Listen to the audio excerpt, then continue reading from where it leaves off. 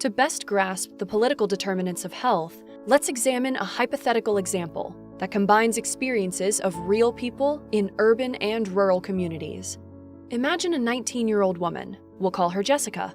After enduring several miscarriages, she barely survives giving birth to an infant 9 weeks early, the baby weighing only 3 pounds.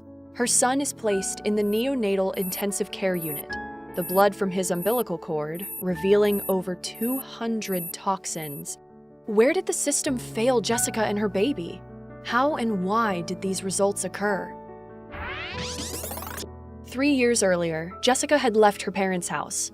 Access to treatment for her dad's substance use disorder had been eliminated when policymakers closed 3 of the city's public community health centers to save money. Contending with his wife's lack of education, neither of Jessica's parents could secure a job with a livable wage, prompting serious and substantial mental health conditions. Jessica moved to a low-income neighborhood in the city.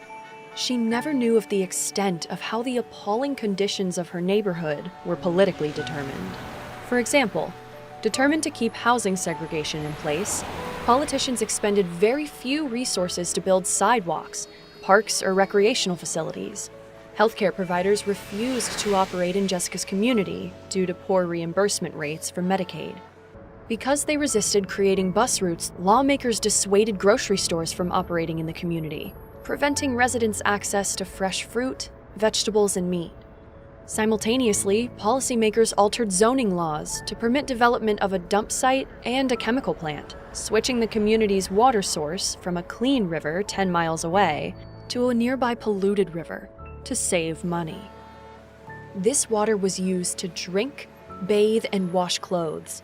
It also irrigated the lawn at Jessica's apartment building, adding to the list of pollutants and environmental hazards in her neighborhood. And because her district lacked established tenant rights, her landlord had no interest in improving unhealthy housing practices. Jessica found work as a cashier at the corner convenience store, a job with no employee benefits, including health or disability insurance. Because policymakers rejected proposals to increase minimum wage to a livable income, Jessica often substituted her employer's free snacks policy as a meal, never realizing the effect that high-fat, high-sodium food would eventually have on her or her baby's health. With local politicians striking down an effort to ban smoking in convenience stores, Jessica was constantly subjected to a barrage of secondhand smoke.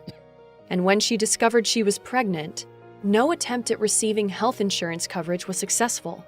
Her non-ACA compliant plan denied her maternity coverage because they viewed her pregnancy as a pre-existing condition. Medicaid, the government's health insurance program for low-income families, denied her coverage for not being poor enough.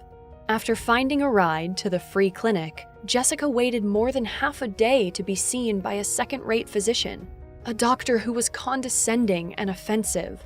Realizing she could not afford to take more days off from work, she never went back. At 31 weeks, a neighbor drove Jessica to a hospital ER 20 miles away. Seeing that Jessica was experiencing excessive swelling in her face and ankles, as well as seizures, the emergency team decided to deliver her premature son immediately.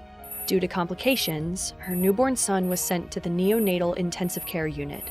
Once his organs were deemed mature enough, he was taken off the machines and sent home with severe cognitive defects.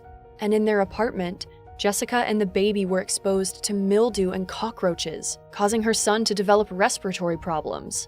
The landlord refused to remedy the poor conditions, telling her to move if she didn't like it there. Jessica struggled to find early childhood care and access to schools with educational assistance, healthy food options, and other resources needed to thrive. Because their school and community lacked the resources to enable Jessica's son to even barely reach his potential, he dropped out of school after entering 8th grade, just as his grandmother had done, repeating what is surely the ongoing rule of poverty. Jessica's story shows the compounding effect of political determinants over personal responsibility. No matter how reliably Jessica tried to act, structural, institutional, intrapersonal, and interpersonal obstacles stood in her way. Political determinants were pulling strings that prevented Jessica and her family from achieving optimal health and their full potential. What does this mean for all of us? What can we do to improve and mend our community's most damaged systems?